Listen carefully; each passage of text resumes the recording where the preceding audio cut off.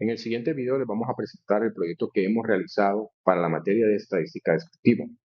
Nuestro grupo está conformado por Jesús Solar, Isaac de León, Joyce Barros, Daniel Escobar, Anderson Rueda y mi persona, Cristian Aterfrán. La problemática que hemos identificado es que muchos estudiantes llegan tarde a las clases. Esto lo que genera retrasos para el inicio de estas mismas y disminuye su rendimiento académico. Esta situación puede estar relacionada por factores como el medio de transporte que utilizan y el tiempo que demoran en llegar a la universidad. Estos son algunos de los análisis que hemos desarrollado durante el transcurso del proyecto, los cuales son el objetivo de estudio, el cual busca identificar la causa del por qué los estudiantes llegan tarde a la hora de clases, teniendo en cuenta principalmente el tipo de transporte en el que se movilizan y el tiempo empleado en llegar a la universidad. También tenemos la población, son todos los estudiantes de la universidad y una muestra de 30 estudiantes de la universidad. También pudimos identificar las variables y el tipo, las cuales son tipo de vehículo, que es una variable cualitativa nominal, y tiempo de llegada, que es una cuantitativa continua. En la presente diapositiva, como pueden observar, realizamos una tabla de frecuencia evaluando el tiempo en que los estudiantes tardan en llegar a la universidad.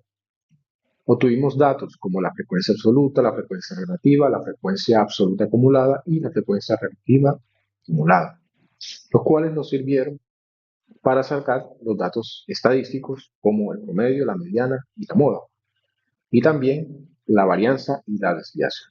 También hemos realizado una gráfica donde se evidencia el tiempo y la frecuencia de este mismo. Como pueden observar, por un lado tenemos el rango de tiempo en minutos y también tenemos las veces que se repite cada año. En la siguiente diapositiva tenemos una tabla de frecuencia con relación al tipo de transporte.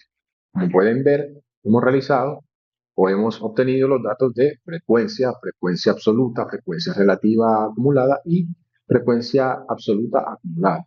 También, para cada uno del tipo de vehículo, hemos realizado una tabla de frecuencia, ya que independientemente del tipo de vehículo, los tiempos pueden variar.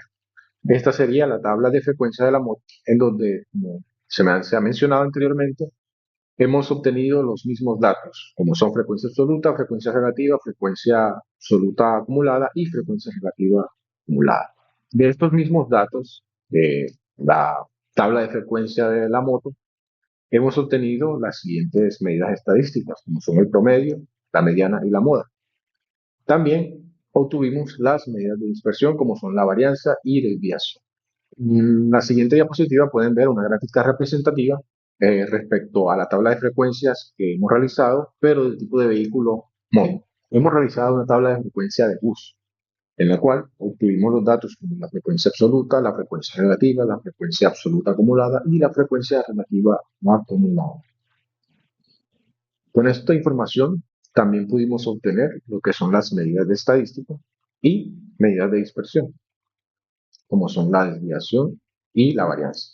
Aquí tenemos una gráfica representativa de la tabla de frecuencia de bus, en donde se evidencia el tiempo que transcurre en los estudiantes de desplazarse en bus y la cantidad de veces que se repite. Y por último, tenemos la tabla de frecuencia del carro, en lo cual tuvimos también las medidas estadísticas como son la frecuencia absoluta, la frecuencia relativa, la frecuencia absoluta acumulada y la frecuencia relativa acumulada. Con esta información mencionada anteriormente, también incluimos las medidas estadísticas, como lo son la media, la mediana y la moda, y también las medidas de dispersión, como son la varianza y la desviación.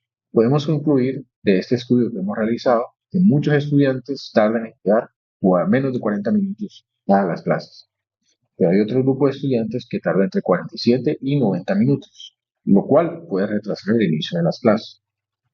Hay una gran variedad de tipos de transporte en el que se movilizan, también las condiciones de tráfico y también la distancia de territorial. También pudimos observar que el tiempo promedio de llegada es de 42.23 minutos y que el medio de transporte más utilizado es el bus. En general, con este estudio buscamos comprender los factores que evidencian los retrasos de los estudiantes al desplazarse a la universidad, para buscar unas soluciones que contribuyan a mejorar la puntualidad de los estudiantes. Muchas gracias.